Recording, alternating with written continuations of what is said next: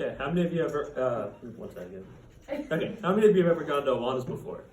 Me! Okay, so today I'm going to tell you about my service at Awanas, specifically at Saltillo Heights Baptist Church, which is my home church.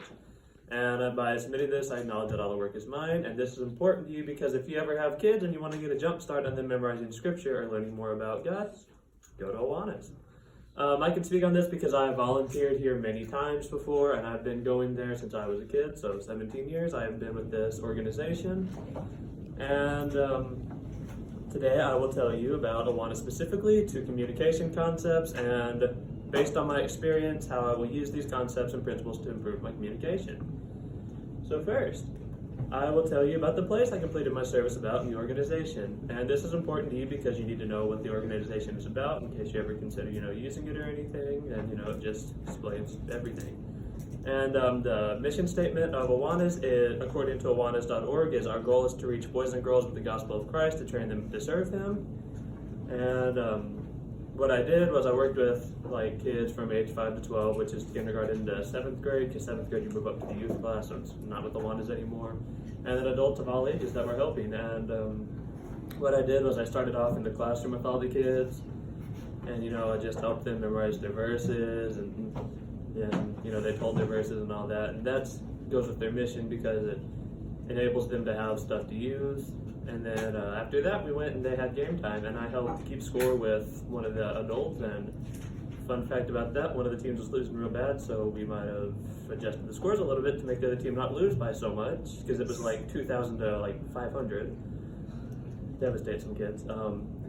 So yeah, after that, they had snack time, and so I helped them, prepare all the snacks and everything. And then we went to council time, which I led the council time, and I talked about Joseph of the Old Testament and what all he did and all his struggles, and just walked him through his life and told them how they should walk like he did through school and everything, and just tell people about God and all that. And that also relates to the concept because it trains boys and girls to serve Him, I think. Yeah. And so there's their logo thangy. Okay, next I will tell you about a communication principle and 2 communication concepts related to my service experience. And this is important to you because it allows you to see how volunteering for Awanas uses communication. So the first relevant communication principle is communication involves both verbal and nonverbal messages. And according to UALR Survival Guide 2018, it is all behavior has symbolic potential. This includes the words we use as well as our vocal and non-vocal verbal communication. And I use this a lot in the council time because you have to keep the kids focused. You can't just talk like this the whole time. You have to fluctuate your voice, fluctuate your movements, use some arm movements, and do stuff. Because you'll lose their attention because they have the attention span of a gnat. And so next is my first communication concept, which is paralanguage. And according to Understanding Communication by Adler, Rodman, and Dupre, this means non-linguistic means of vocal expression, rate, pitch, and tone. And once again, I use this in council time for about the same purpose, just to keep them, attentive, because you have to vary stuff, because it's a whole lot more interesting to hear someone whenever they change the voice up than just, hear the monotone voice that I'm doing right now. And the second communication concept is convergence. And according to Adler, Rodman, and Dupre, Understanding Communication 2017 is accommodating one's speaking style to another person, typically a person who is desirable or has had a higher status. And I had to use kid-friendly words and everything because, Joseph and Potiphar, his wife wanted him to sleep with him. So I told the kids that was a nap. And naps are a big no-nos. It's a no-no for adults to nap together. Because I wasn't about to tell the kids, they wanted to have sex. Because I was not getting into that with a bunch of 7-year-old kids. So third, I will tell you, based on my service experience, how I can use these concepts and ethical implications to improve my communication and improve my community.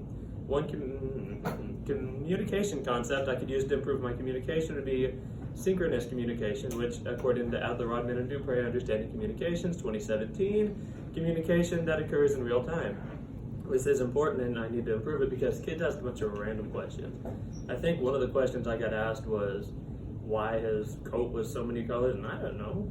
So, next time I'll be ready by figuring out some stuff like that because you can never tell what a kid's going to ask, and you need to be prepared for that because else they'll go home and that's all they'll take away is, why was that coat not that, or why was the coat many colors and not just like 2 or 3, or I don't know. And an ethical application I could use to improve my community would be audience analysis. And I could use this because, I thought that it was a lot of kids on the younger side just because it's been like 3 months since I've gone, and so it's a new kids now. And a lot of them last time were like the younger age of like 5, 6, and 7. I guess they've all grown, plus they've, some of them are left, we've got more that are older. So my lesson was prepared for more of the younger age of like 5 and 6, whenever it should have been prepared for like 9 through 11, because that was the majority of the kids. And I could use that in my community just because like everything you do is for a certain group, and so you need to like know your group better, and that's something that I really need to work on because I don't always know my group.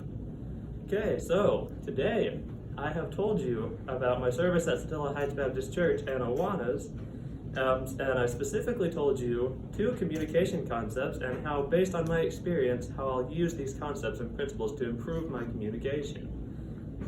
Now that you know about Awanas and service, you can... now that you know about my service at Awanas, you can, know what it's about. Maybe you can volunteer. The end.